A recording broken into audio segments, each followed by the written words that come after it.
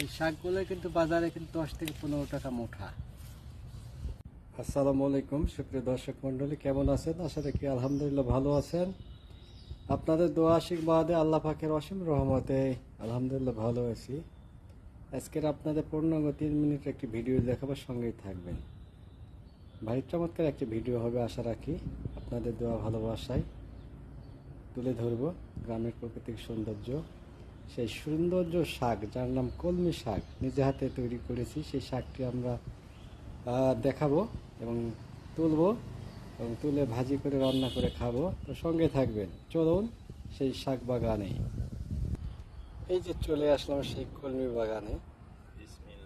এই যে আমাদের সহযোদ্ধা ভাই রাজশাহী চারঘাট থেকে রবিউল ইসলাম, উনি কিন্তু এই শাকগুলো লাগিয়েছে একবারে কীটনাশক মুক্ত, নির্ভেজাল, নিজে হাতে তৈরি করেছেন। আমরা দেখতেই পাচ্ছেন। এই শাকগুলো খেতে কেমন লাগবে বন্ধুরা অবশ্যই কমেন্টের মাধ্যমে জানাবেন।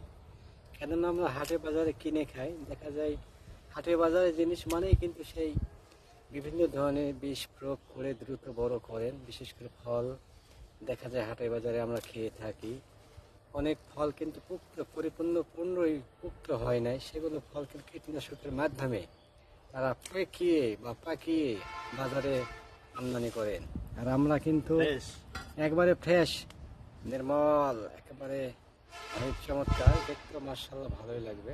বন্ধুরা দেখুন, পুরোটা কিন্তু কলমি শাক, আমরা এক মুষ্টিও কোনো কীটনাশক প্রয়োগ করি নাই।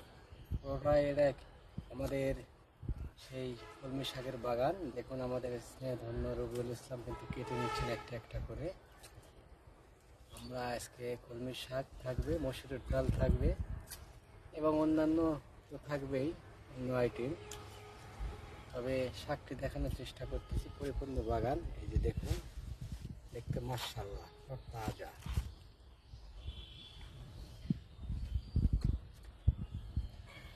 আসলে নিজে হাতে গড়িয়ে বা গড়ানো যে কোনো গাছ লাগিয়ে সেই গাছের ফল খাওয়াটা একটা বেশ মজায় আলাদা।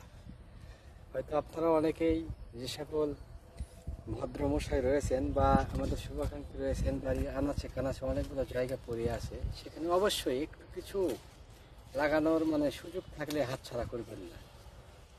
আপনার সংসারের দিক দিয়েও একটু সাশ্রয় হবে।